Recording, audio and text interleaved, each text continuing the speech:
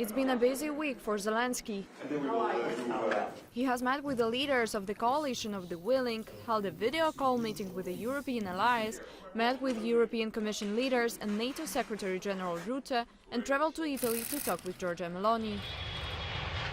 All of this is being done so that Ukraine can present its own version of a peace plan as early as Wednesday. The plan consists of 3 documents that will combine the most important components for Ukraine in a future peace agreement. The first is a peace plan reduced from the 28 points proposed by the Americans to 20. The second document concerns security guarantees.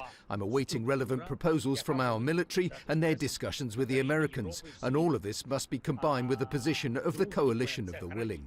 The third document concerns reconstruction.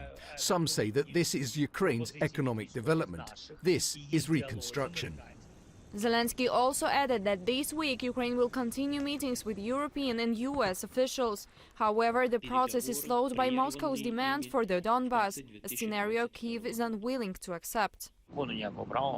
According to Ukrainian law, our constitution and international law, we have no moral right to do so either. Russia is insisting that we give up territory, but we definitely do not want to give anything up.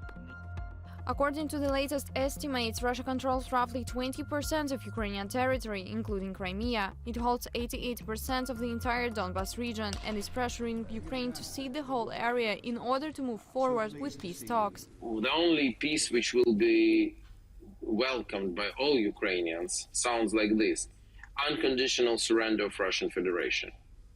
Unfortunately, it's not realistic today. So any other peace will be difficult for Ukraine, and any other peace will need compromises. However, on another issue, President Zelenskyy reiterated Ukraine's readiness to hold elections, following remarks by the US President earlier on Tuesday in a Politico interview, suggesting that the Ukrainian government was using the war to avoid elections. You know, they talk about a democracy, but it gets to a point where it's not a democracy anymore. Zelenskyy has asked Ukrainian policymakers to prepare legislative proposals to allow for changes to the election law and framework during martial law. However, some Ukrainian politicians remain skeptical about holding elections during the active phase of war. We just physically can't make them, can't hold them, because the security situation does not allow this when the missiles and drones are falling on the heads of Ukrainian people. Meanwhile, life on the front lines remain dire, and with each passing day, countless lives are shattered beyond repair.